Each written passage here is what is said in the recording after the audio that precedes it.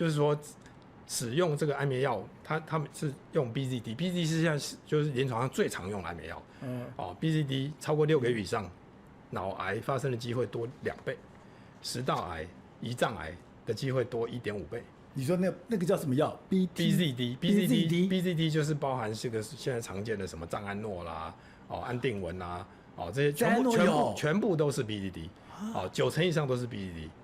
那會造成腦癌它跟癌症是有關係？這個都已經發表了，而且是台北醫學大學跟慈濟醫學大學做出來的。對。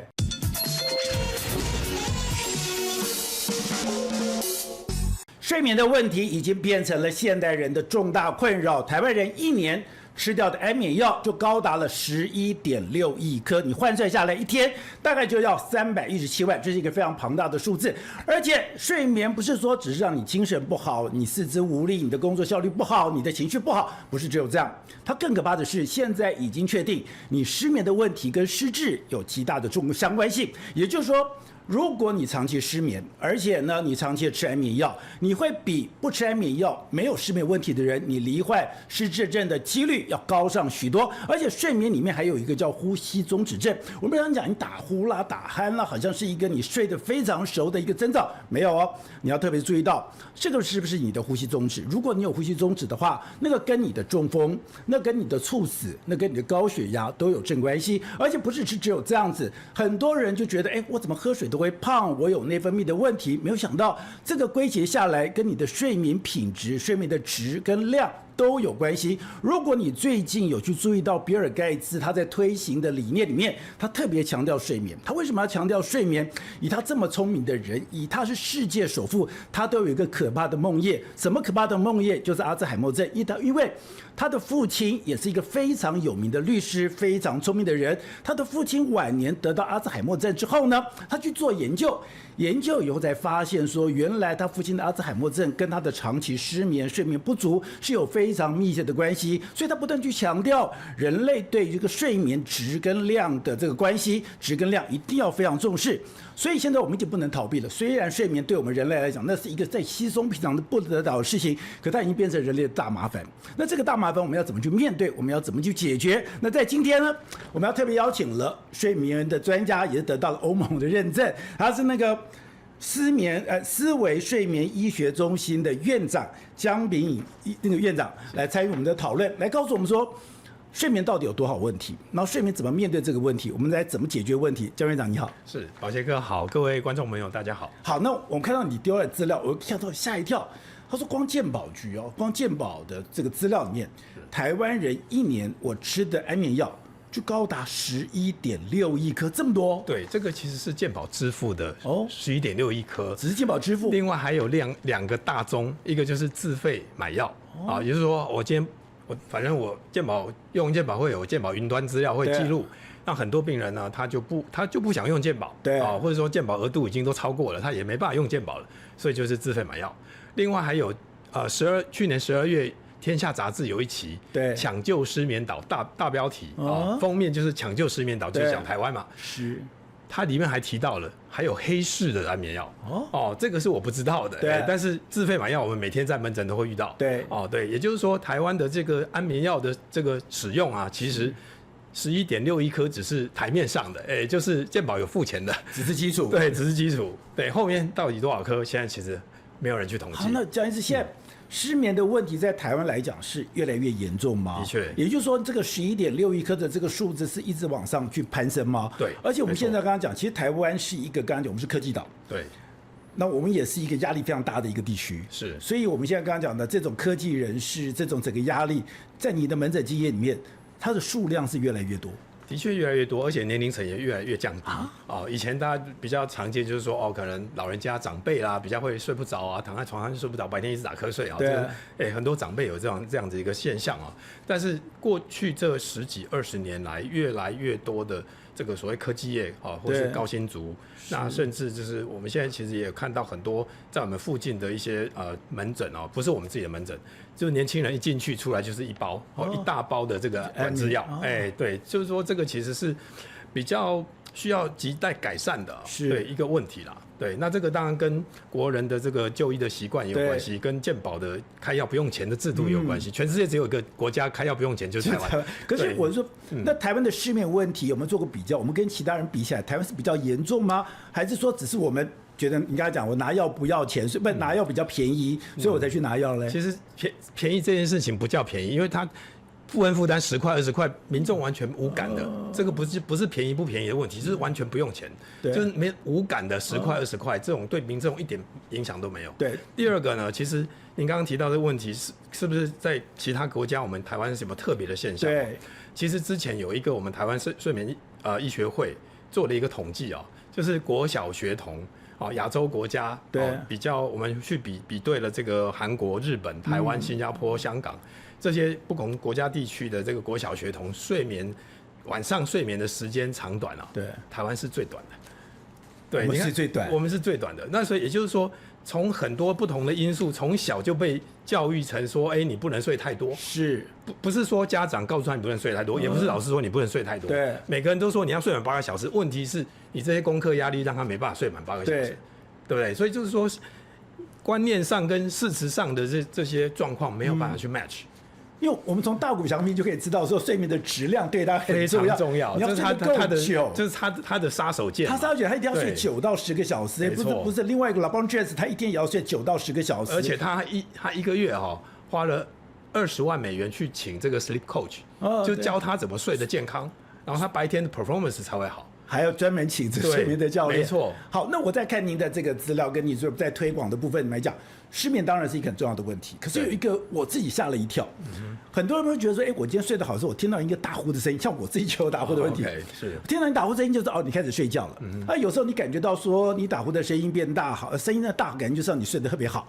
可是你說不是這樣，其實不是，它有可能是睡眠呼吸中止症。對。那如果是睡眠呼吸中止症，那很恐怖，就是說很多的猝死。中風，包括你的高血壓，對，跟這個都有關係，絕對直接相關不是間接相關，不是有關係，是直接影響的直接導致中風。為什麼你知道嗎？就是說睡眠呼吸中止症，對，會導致中風。好，我先講前面打呼這件事情，它是一個症狀。那為什麼它會產生這個症狀？因為它就跟咳嗽一樣嘛，打呼跟咳嗽是同一個層級的，都是症狀。對。那症狀背後有沒有病這件事情，就需要由專科的醫師來幫病患確認。也就是說，咳嗽可能是感冒，可能是肺癌，可能是氣喘。但是如果醫生沒有幫他做檢查，直接用藥壓咳嗽，那最後就延誤了治療的時機，對不對？好，那第二件事情就是，如果是以這個打呼來講，打呼其實它原因就是因為呼吸的空間不夠才會打呼。譬如說鼻塞會容易產生叫鼻鼾，有些人過敏嚴重啊，小朋友過敏嚴重，有些鼻鼾，小豬就出來了，就是鼻鼾。那有些人是那個喉嚨空間特別狹窄，對，那有些人是扁桃腺大，這些會產生的叫喉鼾。那如果是舌根太胖睡覺往後壓迫後倒，那這時候會產生的叫舌鼾。也就是說雖然同樣都是打呼2個字。但是它其實很複雜可能是鼻子空間或是喉嚨空間不夠，但是如果不夠到一個程度，事實上就會產生剛剛寶傑哥講的睡眠呼吸中止。那睡眠呼吸中止，其實它第一個直覺的反應就是它會缺氧會導致身體的缺氧。對，那身體的缺氧如果在大腦血管就會慢慢的變脆弱，因為一缺氧，我們很多的這個所謂的過氧化物會產生。對，那過氧化物一產生的時候，它就會破壞我們腦血管的內皮細胞。那內皮細胞一被破壞，它基本上它就沒有彈性了嘛。對，而且它會增厚。那如果在心血管就會產生什麼粥狀動脈硬化。那個管壁就會越來越粗，然後管徑就越來越小，血流就越來越少。那是一個漸進的過程。對，它是一個漸進的過程。所以我常常跟病患講，缺氧1天不會有事，缺氧10年我保證你有事。對不對？因為打呼不是一天的事情。我打呼可以直接跟缺氧畫上等號嗎？打呼不是，打呼是空間不夠。對。但是我們可以說它的空間不夠會導致第一個就是他可能睡覺沒有辦法好好的放鬆呼吸睡覺。對。但是到阻塞的這一點才會導致缺氧。對。所以我們像有人這樣子睡就過去了。那可能跟他自己不知道，他有睡眠呼吸中止，然後呢，所以會有一個猝死。對。而且更可怕的是，剛剛講到他會有中風。對。而且你們做的資料裡面，中風的人70%有睡眠呼吸中止症。的確，所以我剛剛說的，它不是可能不是呼吸中止可能導致中風，它是直接相關的。在2005年，我那時候在 Stanford 快要畢業了，就2005年11月，有一篇文章發表在《新英格蘭醫學雜誌》哦，它是全世界全球科研領域、醫學領域最高分的期刊。对，只要發表在一個期刊上面的證據，基本上是萬年不破，反正就是證據，鐵證。是。他發表什麼呢？重度的呼吸中止如果沒有好好治療呢，後續導致中風致死哦 ，to death， 比正常高4倍。哦，那他為什麼會能夠登在新英格蘭醫學雜誌？因為他把這些本來就有高血壓、有心臟病的、有這些其他糖尿病的啊、高血脂的全部都排除了。对，就是单剩下呼吸中止跟中風這樣子。對，就是他鐵證如山。对。所以剛剛講呼吸中止前面的徵兆就是打呼，所以如果你有打呼的症狀的話，你剛剛講鼻子、喉嚨還是呼吸道，下去搞清楚你有沒有缺氧的問題，有沒有缺氧的問題，它會讓你的周狀硬脈動化，對，那一連串的問題就會出來了。所以它彼此是有一個關聯性。是的。而且你剛剛講的呼吸中止症裡面，它還有睡眠呼吸中止症裡面，還跟很多的慢性病是有關係的，非常多。我們在2017年的亞太經合會 APEC。Sleep Technology 這樣睡眠科技提案，當時就是台灣衛福部派我個人去代表台灣發表一個專題演說，幫台灣做一個提案，裡面就提到了睡眠障礙有83種，但是它這83種引發的慢性病其實超過200種。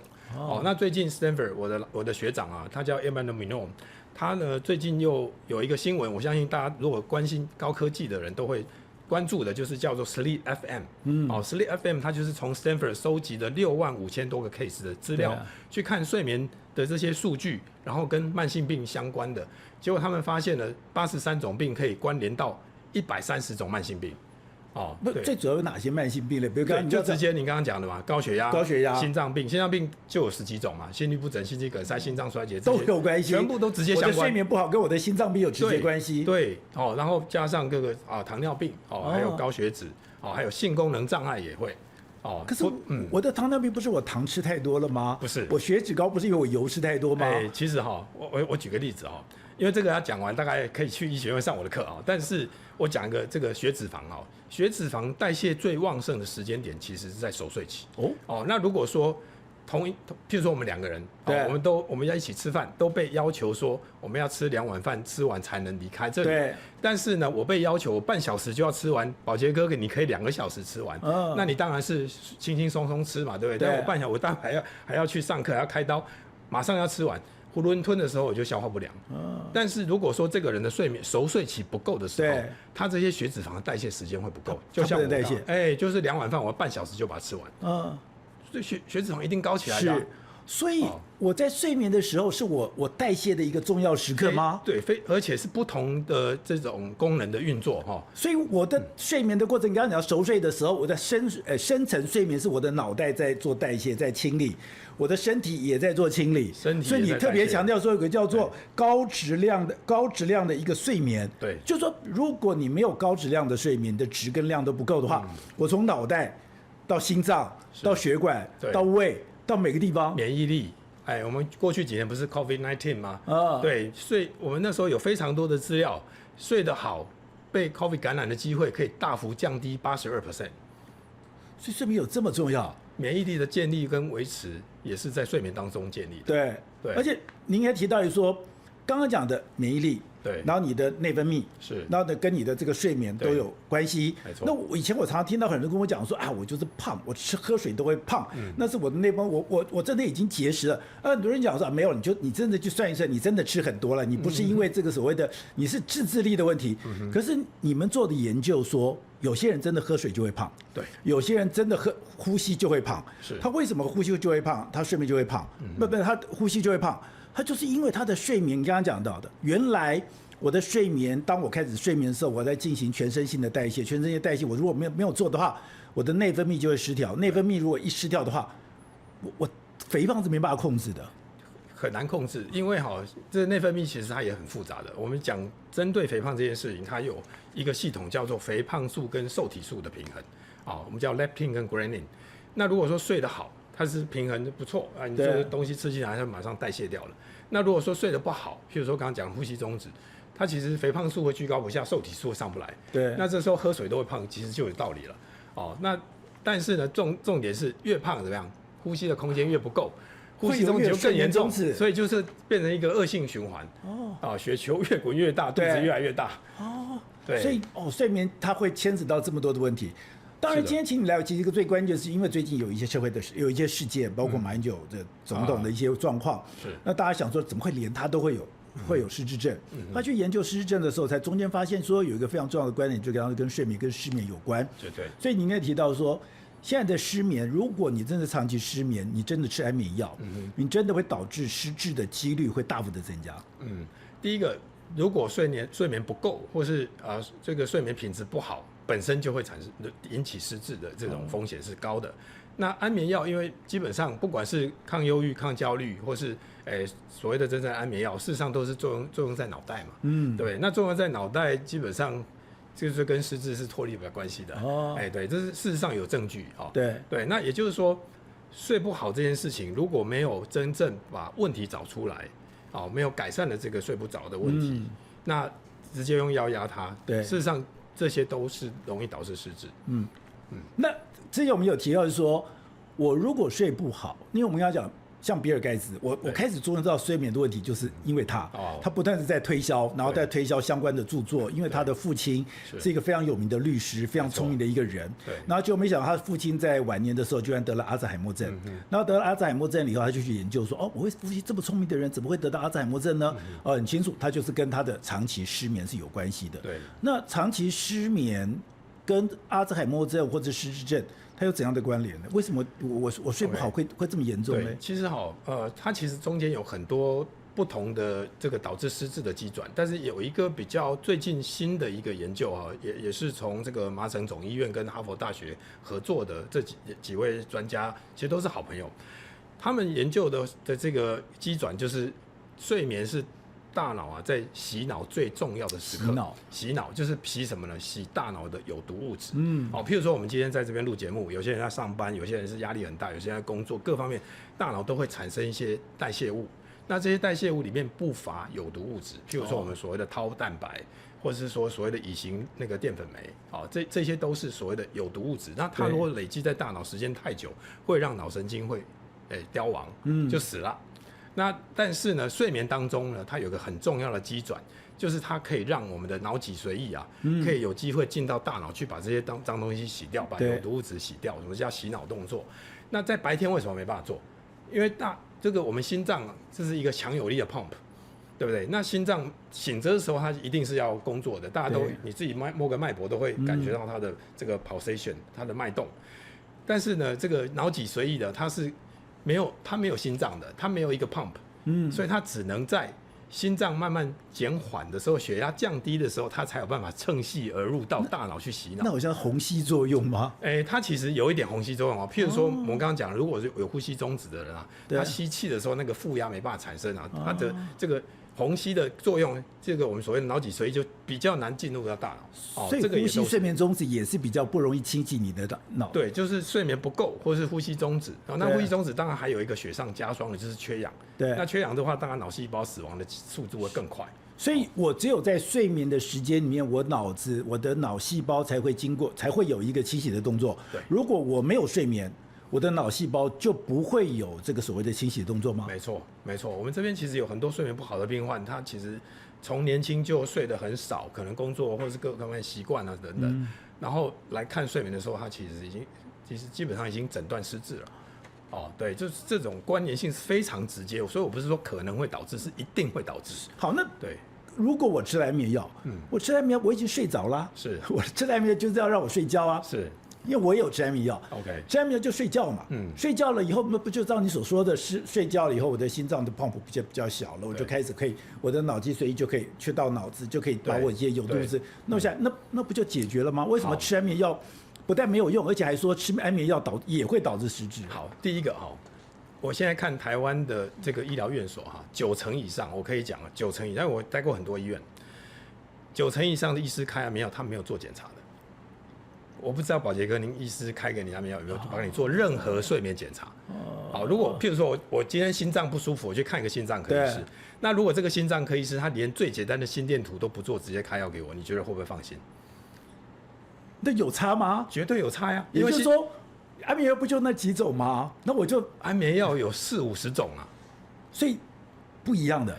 所以我說，如果這個現在普遍存在這個流程，醫生開藥的流程，如果沒就是說持續存在的時候，連最基本的對症下藥這60分都做不到。那如果我对症下药，对我未来防止失智是有幫助嗎？還是說你只要吃安眠藥，你就不會有幫助嘞？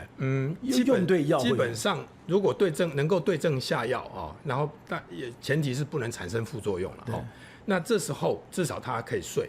對不对？可以睡的話，那剛剛我們講到一些這個神經的運作啦，還有記憶的形成跟固着的這些流程，它基本上就可以開始先運作。但可以運作到多少百分比，這個目前還沒有辦法保證說你這個藥就可以讓它運作到正常人睡眠的100%哦。對哦，因為正常人的睡眠跟用藥的人造睡眠其實還是有一定的差距的。就好像这個很多明星去整形，然後最後生出來小孩，其實跟他媽媽一點都不像。對，這個其實就是說，事實上人造的跟天然的還是會不一樣。對，而且是睡眠是真的很複雜。剛剛講到它影響了這麼多的系統。對，所以如果說能夠按藥物讓他睡，這是最基本。對，但是如果是对症下藥，然後有效果，不要有副作用，那這基本是可以達成它的最基本的功能。但是真正能夠達到100%的這個天然睡眠的這個功能嘛，我覺得是很難的。因為有個說法是說，你要去清洗你的腦袋的時候，是你要在深層睡眠的那個階段在進行的。可是如果你吃安眠藥的話，它是沒有辦法讓你進到深層睡眠，因為沒有辦法進到深层睡眠，当然你還是會讓你的身體比較舒緩啦，你那個，可是你就是沒有辦法做腦袋清洗的動作。其實對，因为就是说安眠藥我剛剛講它作用在腦袋，但是它對於剛剛講到的睡眠當中進行的免疫力的提升，包含身體的代謝，還有剛剛講腦脊髓液的這些循環，其實它沒有辦法一顆藥作用這麼多。所以天然的睡眠才是最重要的。對 ，Sleep is the best medicine。如果你喜歡今天的內容，歡迎你抖內相挺，用一杯咖啡、一杯好茶的心意，支持團隊製作更好的精彩內容。而你的超級留言，我都會認真看的。好，那如果講到這個東西，那我就好想，那我要睡多久才夠？比如說我剛剛講大谷翔平說他一天要睡到9個小時，睡到10個小時。是。那以前我們講的是8個小時，可是我看你也有一些資料說，你也不用那麼緊張，也不用8來做一個比較。就我要怎麼樣去判斷我睡得好不好，我睡得夠不夠，然後我的睡眠對我的身體有什麼樣影響？是，基本睡眠時間需求長短啊，跟吃飯一樣的，飯量每個人都不同，睡眠也不是每個人一定要這個睡8小時，吃飯也不是每個人都要吃2碗飯。那在這件事情，其實在過去的幾十年，已經有很多的專家在研究睡眠時間大概要多少才夠。在2017年，就我們剛剛講到，我們去台灣去提亞太經合會睡眠科技提案的同一年，諾貝爾醫學獎第一次頒發給睡眠的研究者，就是這3個美國的教授，全生畢生的精力全部都投入在睡眠生理時鐘基因表現的研究。那雖然說這句話很長，但是就是說。他們在研究人要睡多久才夠？對，要睡多久？對，然後等於是說這件事情其實慢慢的越來越清楚了。對，就是說第一個就是基因表現。如果說我是短眠基因，我就可以像丘吉爾首相一樣對，像毛破一樣，對，3-4個小時就可以夠。但是如果說我是大谷翔平的這基因，那我可能真的要睡10個小時，我的 performance 才會好。所以你的基因會影響到這個東西，已經證實了，諾貝爾都得獎了。那如果這樣的話，我如果是丘吉爾，因為我知道丘吉爾是他抽雪茄喝 whisky， 然後他老年還可以得到諾貝爾文學獎，那他可以睡得很少。其實他跟他的基因是有關係。我可以去檢測這樣的基因嗎？所以現在就是說，因為在基礎研究一直到臨床，甚至後面市場上要能夠使用，這有一段很長的路要走。對，所以現在還沒有真正可以在臨床上測說，睡多久才夠的基因。但是我們現在其實有這個生理時鐘的檢測儀器。那這個檢測儀器帶回家1個禮拜，我們就可以知道說，您在家裡生理時鐘晝夜節律運作的狀況，對，就可以判斷說您大概睡多久才夠。那而且基因說真的，如果抽血看基因，它其實因為基因的表現，它還要看環境，對，跟環境的互動，那最後才決定說你的這個人的這個呈現的方式。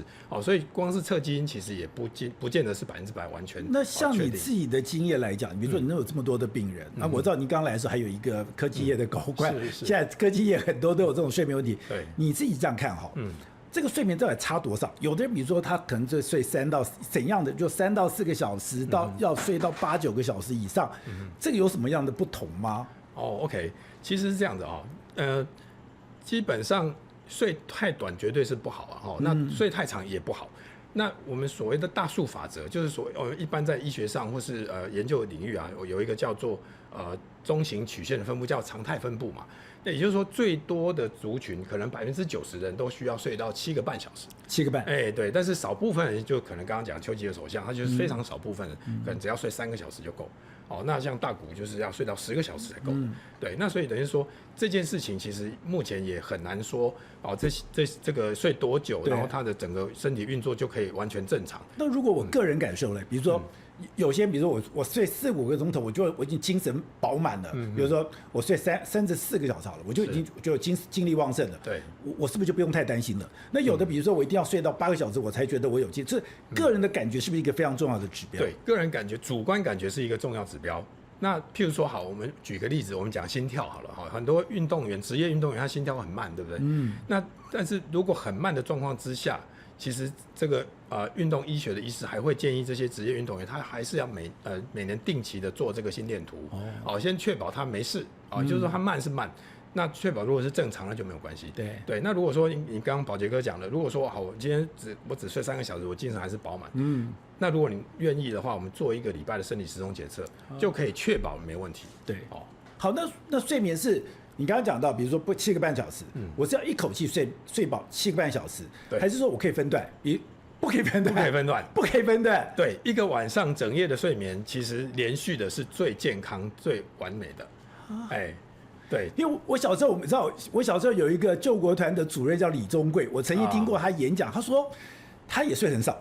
可他說他就是努力在每個小節點，比如說我要去哪裡的時候，中間坐車的時候我趕快眯一下，中午我就眯一下。他說我就用很多的小節點，然後累積我一天的睡眠，他覺得這樣就對他夠了。所以我不是說我今天晚上睡不好，我白天睡個午覺補個眠就可以補回來的。其實不是，因為我們剛剛講到睡眠當中會很多功能要開始運作，那這些功能其實在不同深度的睡眠它會進行的。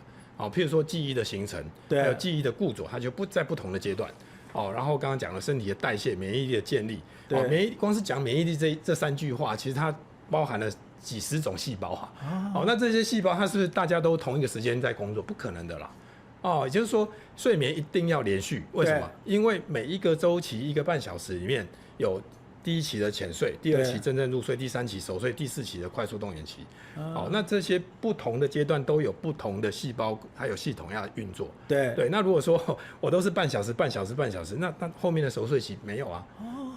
是不是？那這些功能就沒辦法產生。這叫我懂了，因為我有戴智慧型手錶，我也會去測我的睡眠。就像你剛剛講的，我開始進行睡眠，然後有深睡的習慣，時間有眼球快動的時間，所以它要一次的完成。我不可以說我現在睡個半個小時，我再睡半個小時，再睡半個小時，那我後面的那個它是有連貫性的。對，如果說全部都是半小時，那基本上都是淺睡，沒有辦法達到熟睡。就好像我們可能連續1個月都只吃點心不吃正餐，對，那身體會受不了的。所以沒有說我沒有睡好，我就把握了中間一些小時間進行睡眠。這個短期補眠是可以啦，但是長期的話對身體是很大的負擔。那有一種是說叫睡眠債，比如說我1到5我工作很忙很累，那我就利用禮拜6、禮拜天我就狂睡，我把它補回來，這也沒有用。其實是很不健康的行為，這樣更不健康。對，更不健康，而且很多年輕人最後導致失眠，就是因為這樣來的。因為生理時鐘被打亂了。對，什麼意思呢？就是說他每個禮拜年輕的時候沒關係，但是他因為這樣子假日補眠，等於是他每個禮拜之後自己買機票從台北飛到印度，又從印度飛回來，每個禮拜在調時差。對，那這時候他從年輕的生理時鐘就不穩定了。那等到年紀大了，他絕對不穩定。所以我年輕的時候，我覺得我可以狂歡，晚上那個我只要找個時間把它補回來就可以，說沒有這回事。所以睡眠就是每天規律、定時定量，對，規律的作息是最健康的。那另外有一種是說，我現在很多人很麻煩是說，我要夜間工作啊，特別是你剛才講科技廠是我要24小時輪班啊，沒錯。那我如果輪班的話，應該這麼說，我是只有晚上睡覺這個時間我才會有效果，還是說我一天只要睡7.5個小時以上，不管我在哪個時間睡眠，不管早中晚，任何深夜，我都可以有這樣的效果。OK， 其實這件事我們在2017年的亞太經合會睡眠科技提案，其實早就提了建議，也就是說，真正要做輪班的，這族群很大包含台灣的勞動人口有1/4在做輪班工作，在美國有1/5，基本上是幾百萬、幾千萬人在做。那我們的建議是什麼呢？基本如果要真正要輪班，其實最好是固定班別。譬如說我都上大夜班，那就是一直上大夜班，一直大夜班，对，就不要變來變去。那如果說真的要輪的時候，譬如說從白班變小夜班变大夜班，然後在大夜班要真變白班，那如果真正要輪的時候，最好是用順時鐘的方向去輪，順時鐘，不要逆時鐘，不要說我這個月大夜班，下個月小夜班，那就逆時鐘了。那這樣對身體是非常不好。所以我要日班。小夜班，对，大夜班，对，在日班，对，是這樣子，对，連這個都有差，對，有差，因為它這個生理時鐘運作，其實它是什麼？要跟外界的時間能夠配合的，對，所以很多人說，以前我們年輕的時候也都是找借口嘛，家人就很關心啊，你這麼晚睡會影響身體健康，不會啊，我美國朋友都是現在工作啊，對，對，就是找借口嘛，對，後來我們真正學習的睡眠醫學才知道，腦袋的生理時鐘要跟外界的時鐘能夠配合，這樣才會健康。你說日出而對，就是日出而作，日落而息，這個運作，這個才是最健康的。如果說因為輪班沒辦法嘛，對不對？他一定要半夜工作，但是至少能夠維持一個穩定，這是基本要求。所以你的說，我如果睡眠如果中間有任何的這種波動，对睡眠本身都不是好事情。偶爾還可以，但是長期就不好。对。好，那你有特別提到說，睡眠的時候，我們大家講說，那睡眠。你也定義了，那就是每天30分鐘，如果不能入睡，一個禮拜3次，然後1個月的時間，那個就代表說你有慢性失眠。對。可是失眠，像我跟我家人就會出現一個不太一樣的狀況。我家人是說他很難入睡，他可能就是躺在床上10幾20可能半個小時或1個小時才把他入睡。我是半夜會醒來，我半夜醒來以後我就很難再入睡。那這中間有什麼差別呢？絕對有差別。基本我們統稱生理時鐘的穩定性不夠。對，就是生理時鐘如果穩定，白天就精神飽滿，晚上就睡得比較安穩，而且很快入睡。那如果說不穩定，那這時候就可能會難入睡，或者是中間會淺眠多夢，容易醒來之後會睡不着。這個統稱生理時鐘不穩定，俗稱生理時鐘失調。那我怎麼辦呢？我怎麼去調？因為你有提到說，當我們剛才已經談到，就是我失眠有這麼多的問題，是我的睡眠呼吸中止症也有這麼多問題，對，跟你的中風、猝死、跟你的失智、跟你的內分泌、你的肥胖、高血壓、糖尿病都有關係，是，而且這看起来就是原來睡眠是我一個清洗、清理、整修的一個時間。如果我的人體沒有睡眠這樣的清理、清洗、整修的時間，我的身體早晚就會出問題。对，好，那我已經知道這樣的問題，那我該怎麼解決呢？ OK， 我該怎麼去面對？最簡單一句話：有病治病，沒病強身。OK， 对，就是有病要做睡眠檢查，把睡眠的病找出來。睡眠檢查，对，睡眠檢查怎麼樣叫睡眠檢查？怎麼樣睡眠檢查？就好像我今天去看心臟病啊，如果說醫生認為我需要做心電圖，需要做超音波，需要抽血。那這就是所謂的心臟學的檢查。那睡眠檢查也有類似的儀器設備跟抽血。可是我有朋友也做過睡眠檢查，我聽了以後我就不敢去了。為什麼不敢去？他說很麻煩，我睡覺我要貼一大堆東西，我不但要貼一大堆東西，我回家還要貼一大堆東西。那貼完一大堆東西後，他也不知道有沒有用。所以他貼一堆東西是在醫院做檢查嗎？他在醫院做檢查，他回家還要再貼帶一個小儀器回到家。也要做這個，也要做這個檢查。那這個東西會不會讓人家覺得，做完以後我覺得會有幫助，或是我做完這個東西覺得會讓我感到覺得不方便嘞？其實所有醫療行為都不會方便啊。我先最簡單的就是說，抽血有人覺得很方便嗎？不方便。對，但是大家不是還在抽血嘛，對不對？所以就是我們講到醫療這件事，絕對沒有方便這件事情。醫療的目的是什麼？檢查的目的就是把問題找出來，對不對？那目的達成了就 OK。但是您剛剛講到，其實中間有一些環節，譬如說，早在2007年，美國國家醫療保險，我們叫 Medicare，早就全面給付居家睡眠檢測的費用了。台灣健保一直遲遲不給付，到今天2026年的今天都還不給付居家睡眠檢測的費用。所以所有的病患，如果他有 insight， 他想要做睡眠檢查，他必須要去醫院排隊睡覺。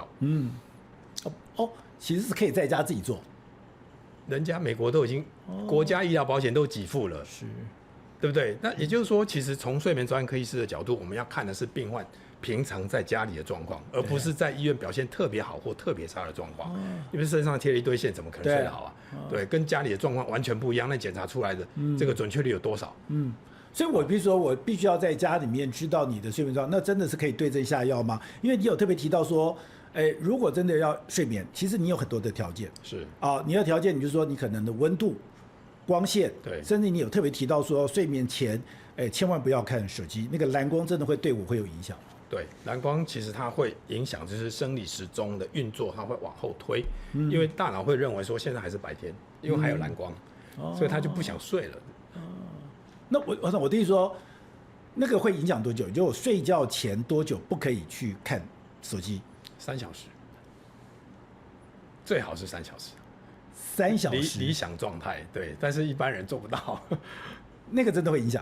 會影響，因為我們的所謂的這個生理時鐘運作哈，我們舉一個比較簡單的例子，就是褪黑激素。褪黑激素什麼時候會分泌？就是藍光消失之後它才分泌。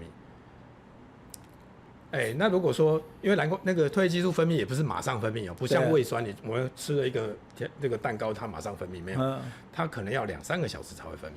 對，所以我說最理想的狀況是3個小時。是，对，所以我3個小時前。盡量不要看手機。盡量不要看手機。好，那你有提到一個 CBTI 的這樣的一個邏輯，也就是說，我睡眠的時候的溫度、光線這些有哪會怎麼樣去影響我的睡眠？就是說我如果自己在家裡面，我想改善我的睡眠，我要怎麼去用哪些方式可以讓我快速的入睡？哦 ，OK， 好，其實 CBTI 跟現在您講的這個聲光熱氣這個哈。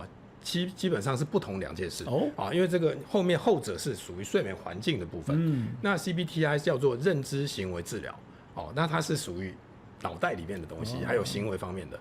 那個這個睡眠環境當然是外面的外在的當然都會影響。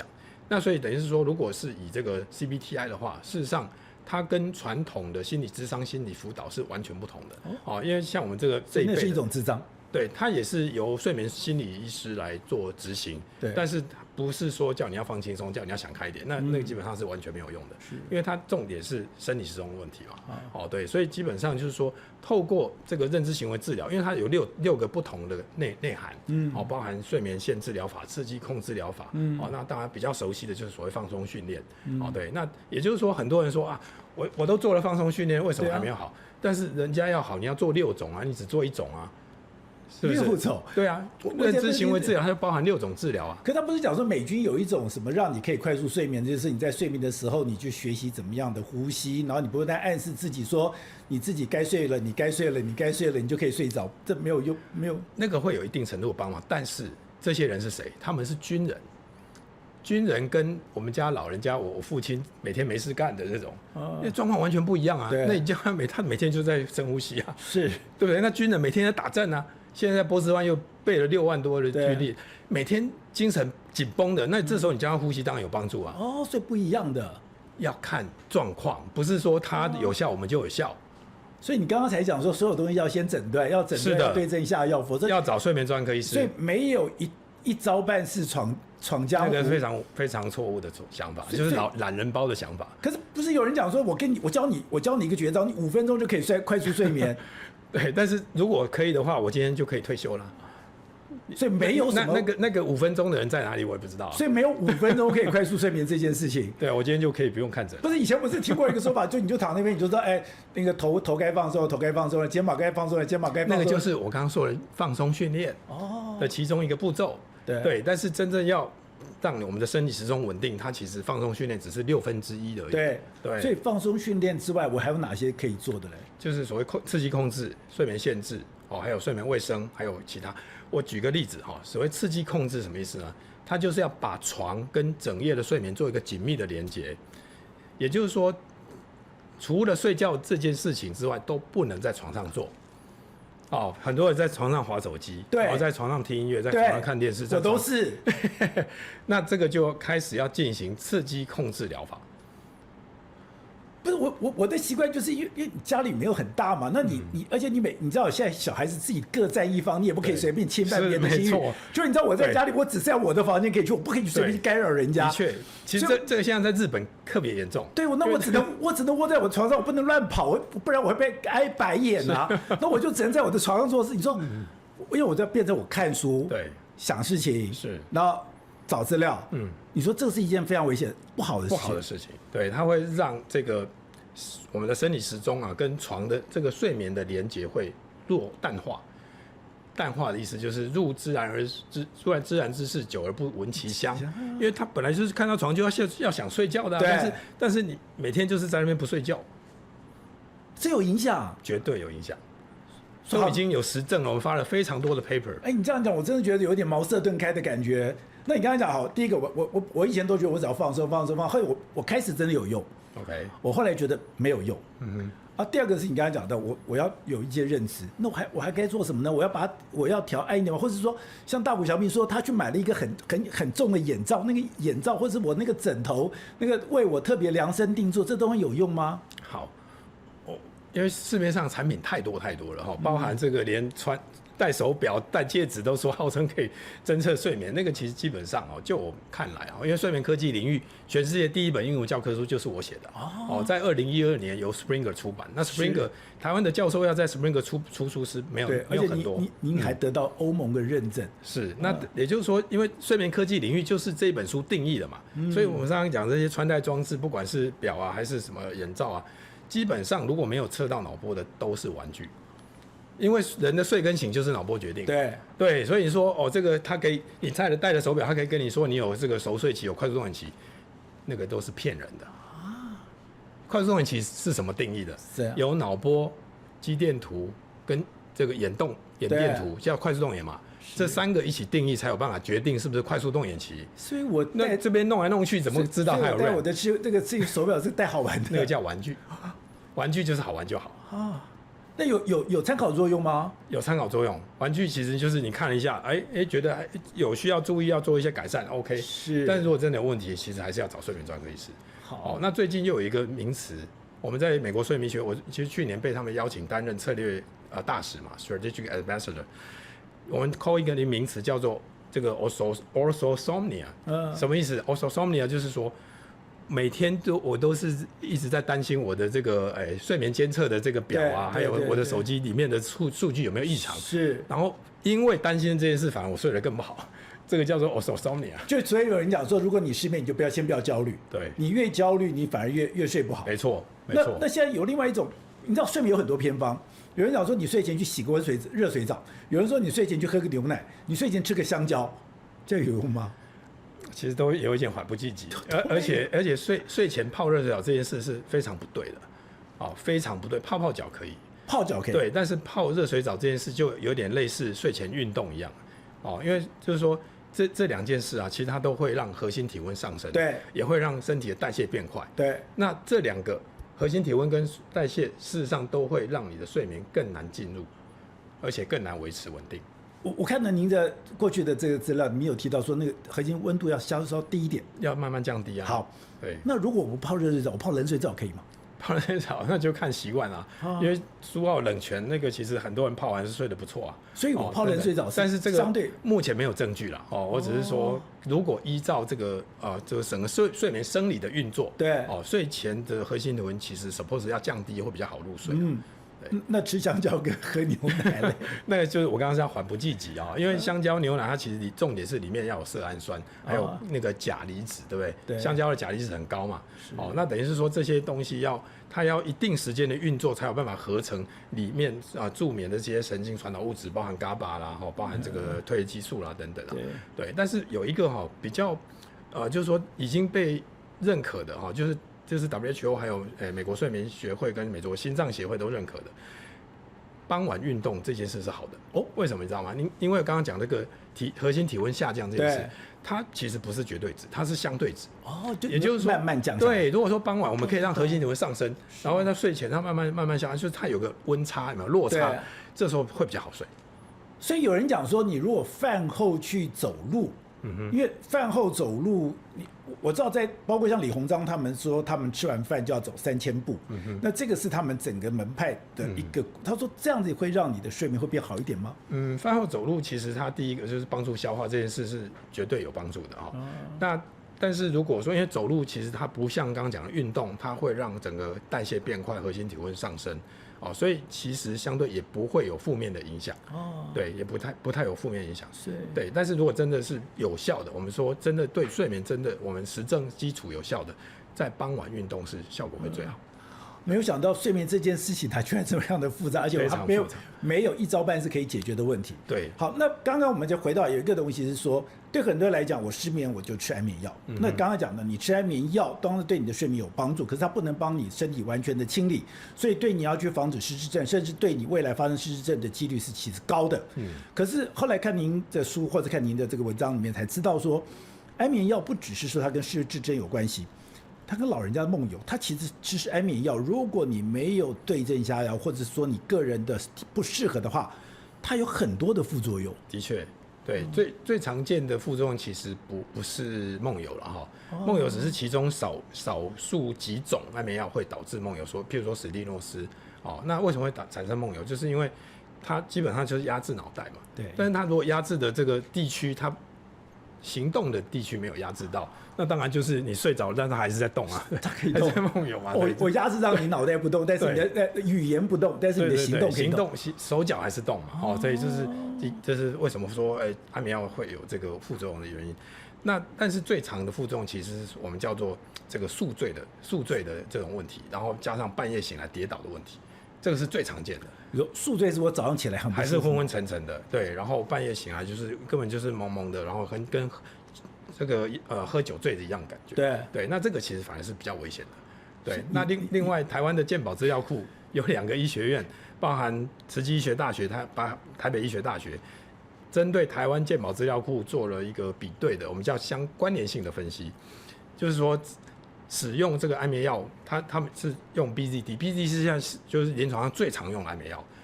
BZD 超過6個月以上，腦癌發生的機會多2倍，食道癌、胰臟癌的機會多1.5倍。你說那個叫什麼藥 ？BZD 就是包含這個現在常見的什麼藏安諾啦、安定穩啦，這些全部都是 BZD， 90%以上都是 BZD。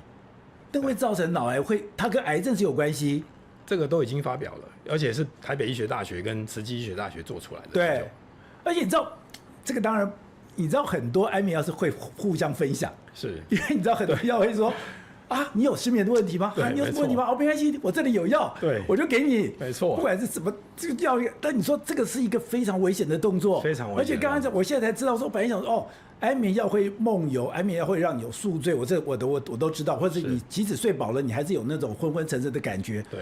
我沒有想到安眠藥跟你的癌症是有關。對，因為它就作用在腦袋嘛，所以腦癌的機會是特別高。對，那我這樣講好了，我要多久？因為它是一個漸進的過程。對，我如果我的失眠，或者是我吃安眠藥，那如果它是一個漸進的過程，我要多久會有這樣的影響？6個月，因為剛剛講已經發表到國際期刊的時間，他們就做6個月的研究。對。所以我連續吃6個月的安眠藥，或者是我的失眠的狀況6個月，我的所有的副作用就會慢慢的跑出來。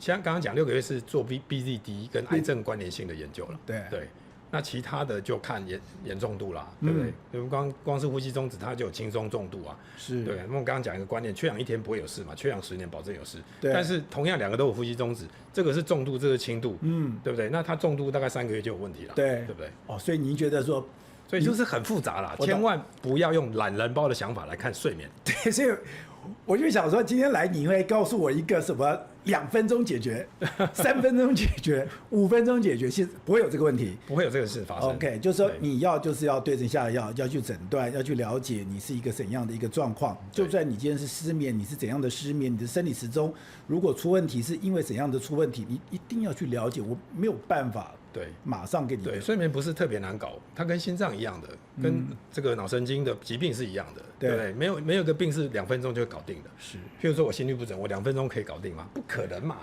大家不要對睡眠有特別的 fantasy，就是幻想、期待，沒有的，它就是跟其他的病一模一樣。對，我都以為說人類對睡眠應該非常熟悉，我應該可以找到一個絕招，很快來解決這個睡眠的問題，說沒有辦法這樣子。沒有，對，睡眠醫學就是已經定義了幾十年了，這樣子。好，所以剛剛講到對現代人來講，你都很難想象，睡眠現在變得問題越來越嚴重了。那江醫生也跟我們講說，你1年我們就要吃11.6億顆，而且這11.6億顆只是健保用藥。如果你私人買的那些東西還不止如此。可是這麼大的問題，我可以解決嗎？可以解決，可是也不可能1-2句話我都來解決。可是可怕的在於說，失眠從開始跟你的失智、跟你的中風、跟你的這個所謂的猝死，甚至剛才講的跟你的肥胖等你的癌症都有相關性。所以我們現在就不得不很認真、非常嚴肅的來面對我們的失眠問題。非常謝謝江醫師來參與我們的討論，謝謝。謝謝寶傑哥，謝謝各位觀眾，謝謝。